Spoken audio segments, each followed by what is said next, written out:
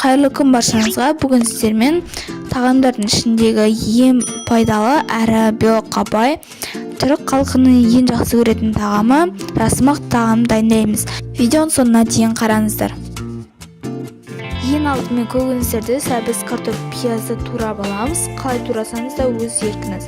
Бәрібір қайнатылып, және де блендерден өткізіледі.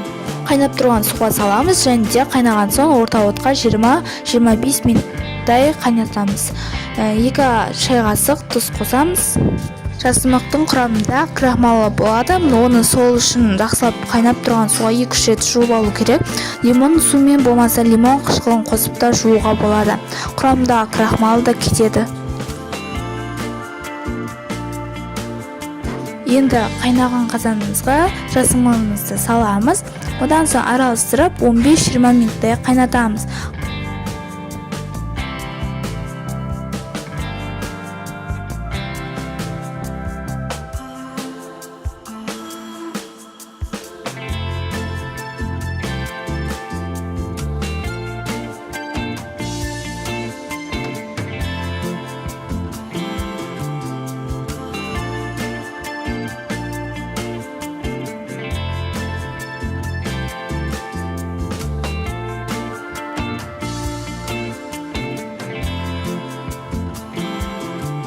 Қайнап болған соң блендерден барлығын өткіземіз.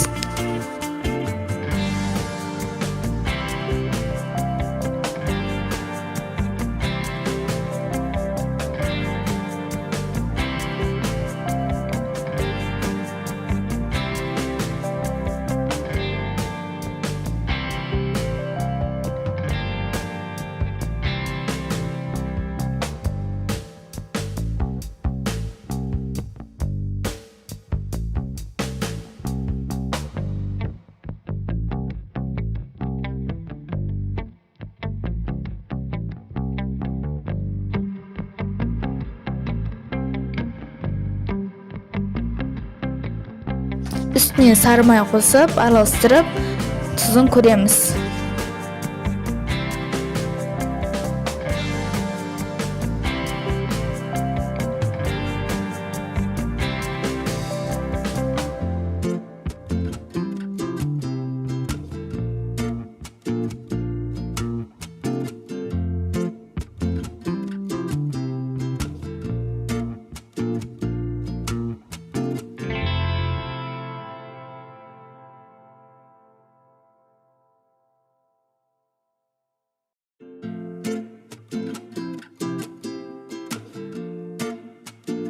Мінекей сорпамыз дайын. Отын өшіріп 10 минут қоямыз. 10 минуттан соң дастарханға қоямыз.